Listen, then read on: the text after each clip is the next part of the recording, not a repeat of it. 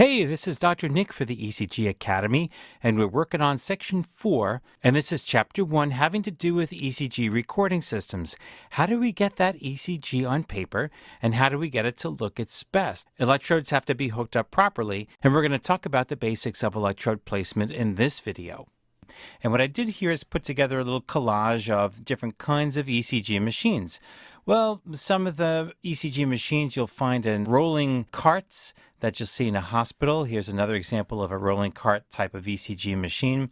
Some of them are smaller, little desktop models that you might find in a doctor's office.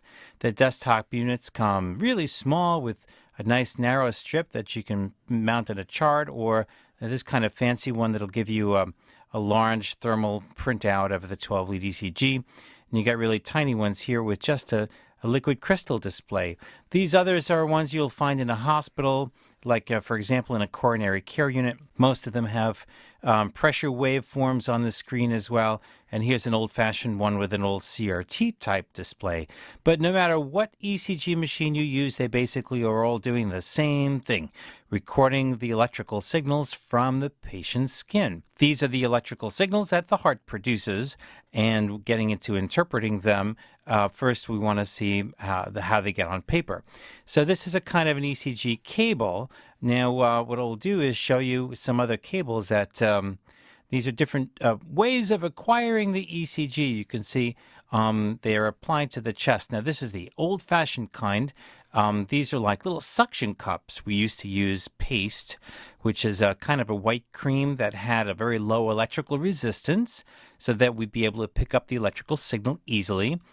These were a kind of clamp that went on the patient's wrists and ankles, and these suction cups would go on the chest for the precordial leads. Now, nowadays we have these stick-on electrodes, which are very simple and easy to use in a coronary care unit where the patient is going to be hooked up for a while. But if you're doing just a 12-lead ECG on paper, these disposable electrodes are really handy because you just stick them on the skin and then you use a sort of a clip-on wire to attach each one.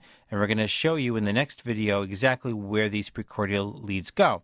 But just to show you that different ECG systems, here's one that you might find in a coronary care unit or an emergency room with just 3 electrodes. That only gives you a limited number of electrical views.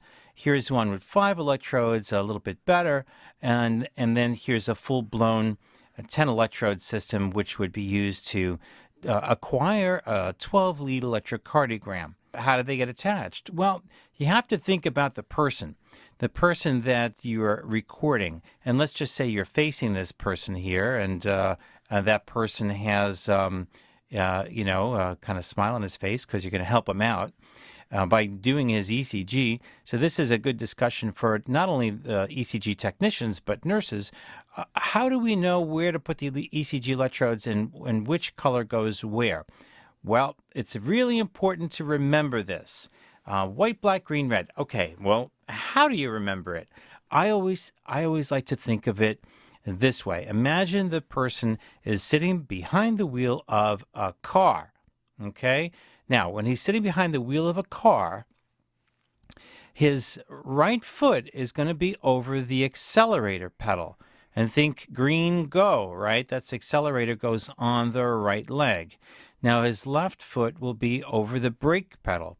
So red makes sense, doesn't it? You'd want to put the red electrode on the left leg.